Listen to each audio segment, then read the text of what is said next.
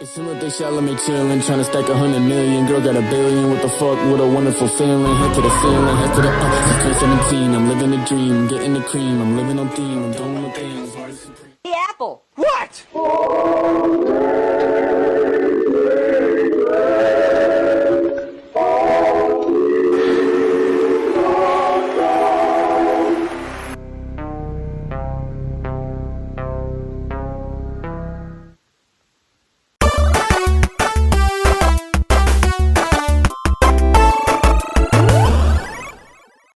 Yo, balik lagi bersama gua di channel Absurdia. Hidup absurd, film absurd, review pun absurd. Jadi pada video kali ini gua bakal mereview atau membahas film Marty Supreme yang akhirnya tayang di bioskop Indonesia. Sebelumnya gua bakal berterima kasih nih, hatur nuhun untuk klik film nih, banyak-banyak makasih banyak kita udah ditayangin film Marty Supreme di bioskop Indo ya bro ya. Buat kalian yang nggak tahu, Klik Film itu adalah sebuah platform menonton ya. Di situ ada film-film banyak banget, tapi dia juga suka bekerja sama dengan bioskop dengan merilis film-film lama atau film-film baru. Ini bukan gua di endorse ya, ini mana mungkin di endorse aja. Ini cuma gua pengen mengapresiasi karena Klik Film mantap-mantap. Dia ngerilisin film Oldboy, Alter Sun, Perfect Days, dan Marty Supreme gitu ditayangin juga di bioskop. Ini gara-gara Klik Film ya. We love Klik Film. Damn. Jadi kita langsung aja bakal mereview Marty Supreme. Satu kata buat film Marty Supreme, gila. Gila ini gila banget ini Marty Supreme bos. Chaos, padat, kacau, hancur ini film.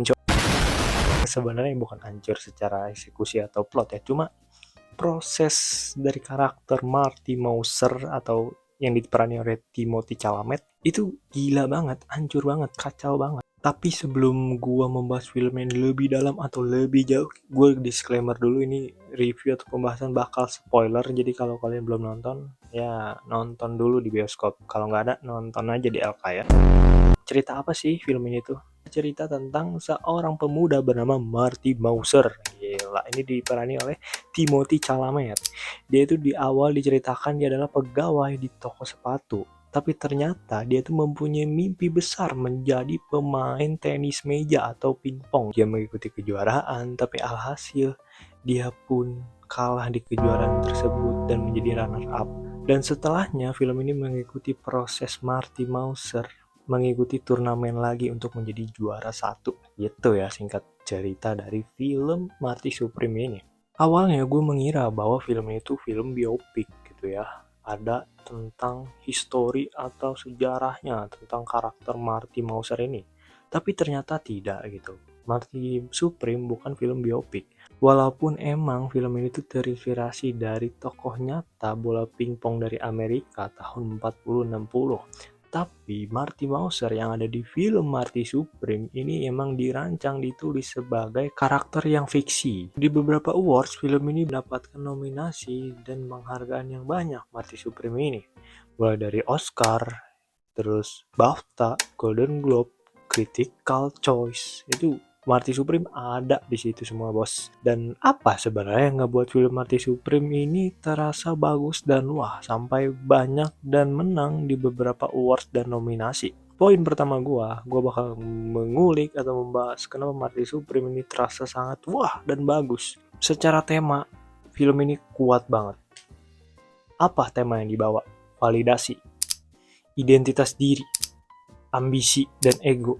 Semua itu dibahas di film Marty Supreme dan itu terasa dekat karena emang nyata dan dekat banget dengan generasi atau zaman sekarang. Membutuhkan validasi, pengen menjadi sesuatu, pengen menjadi pemenang, tapi alhasil dia pun dijatuhkan, dikalahkan. Dia mengalami kekalahan dalam kejuaraan tersebut, tapi ia nggak terima. Ia tetap ambisi pengen mengalahkan lawan yang mengalahkan dirinya itu. Walaupun dia berusaha, tapi dia ditimpa masalah.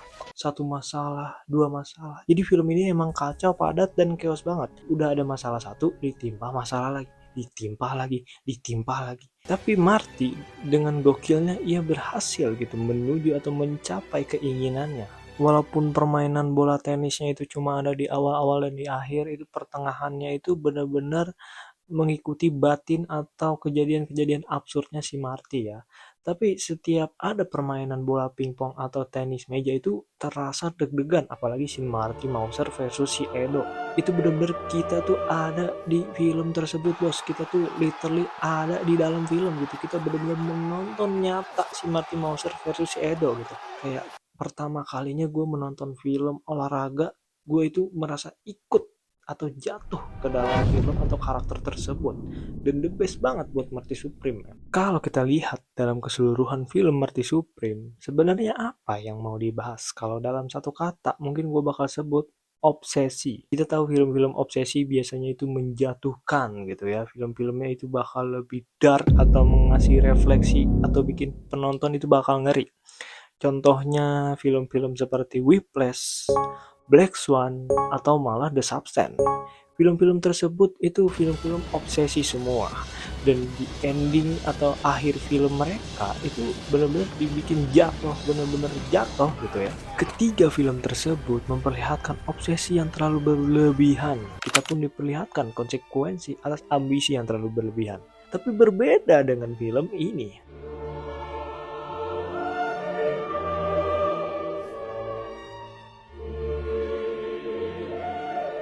Karakter utama di 3 film tadi itu mengalami kehancuran dari obsesinya sendiri. Tapi Marty Mauser di film Marty Supreme itu tidak.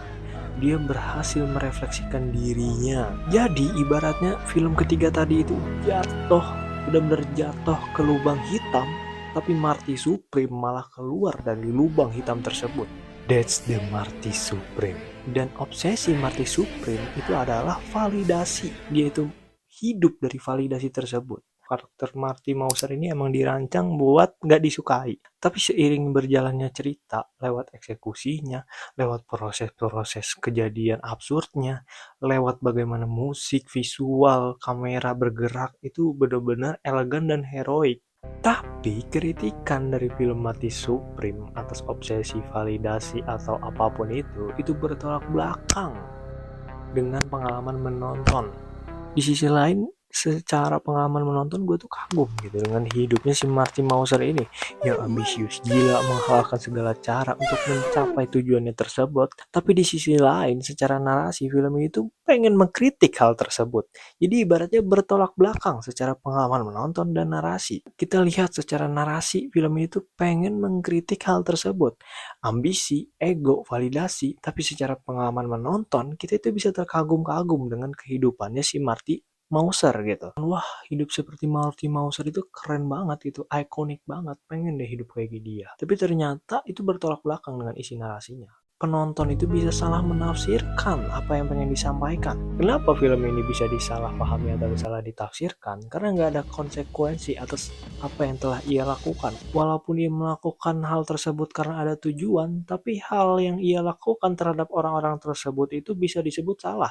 Mulai dari mencuri, selingkuh, terus dia merampok, menipu, itu hal-hal yang tidak baik gitu buat sosial. Dan karakter Marty ini kelihatan yang ikonik, keren, bagaimana visualnya itu aura banget gitu, aura farming banget Timothée Chalamet memerankan karakter si Marty Mauser ini. Tapi kita tuh nggak dapat konsekuensinya apa yang telah ia lakukan atau kritik atau narasi yang pengen disampaikan terasa nggak ada aja gitu. Jadi film ini bisa disalah tafsirkan.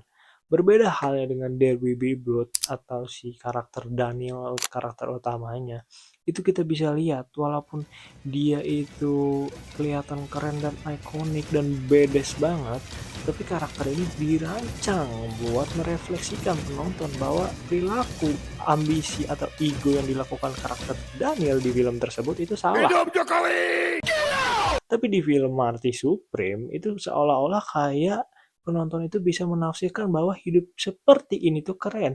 Hidup menghalalkan segala cara demi ambisi atau tujuan kita sendiri itu bagus gitu, atau kelihatan wah gitu keren banget. Tapi ternyata itu salah kan. Nah, dan itu mungkin masalah dari film Marty Supreme ya menurut gue sendiri. Memang terasa pendekatannya itu berbeda, tapi balik lagi gitu ya, yang ke hal yang gue sebutkan tadi, narasi yang mau dibawain atau emang kritikan yang mau dibawakan dari film ini itu bertolak belakang dengan pengalaman menonton. karena pengalaman menonton kita tuh kayak keren banget bos Timothée Chalamet, anjing ini ganteng banget bos, beraura farming banget gitu, ikonik banget. Tapi apa yang mau disampaikan kan bukan itu gitu. Dan gue mempunyai teori lain buat film ini ya. Kita lihat judulnya Marty Supreme. Ibaratnya kejayaan dari si Marty itu sendiri. Kalau kita lihat film-film yang gue sebutkan, Whiplash atau The Substance atau Black Swan, karakter utamanya itu pengen Supreme, tapi si Marty ini malah mengasih Supreme itu kepada generasi berikutnya, which is ya anaknya gitu. Karena apa? Karena kita diperlihatkan opening film ini bos. Dan film pun dibuat dengan intro kecubung-kecubung yang menuju bola pingpong. Nah, kalian tahu lah ya kalau udah nonton. Dan film ini ditutup dengan scene Marty melihat anaknya tersebut. Dan itu ada benang merah yang kuat. Ketika si Marty melihat anaknya yang baru lahir, itu ibaratnya dia tersenyum, akhirnya dia mengharu gitu, terharu atas tragedi kelahiran tersebut. Ia melihat anaknya yang ia nggak duga sama sekali bahwa ia bakal punya anak. Kalau gue bisa kasih rating buat film Marty Supreme ini, gue bakal kasih 9,5 dari 10. Gila bos, ini tinggi banget ya. Film Marty Supreme the best banget gitu ya. Dan mungkin segitu aja ya pembahasan kali ini. Jangan lupa kalian nonton ya, karena nanti bakal hilang di bioskop. Hati-hati aja ya. Buat kalian yang belum menonton, kalian wajib menonton film ini. Jangan lupa subscribe, like, and komentar bagaimana pendapat kalian, menurut kalian film Marty Supreme ini. Singkat saja dari gua Absurdia izin pamit. Sampai berjumpa di video selanjutnya.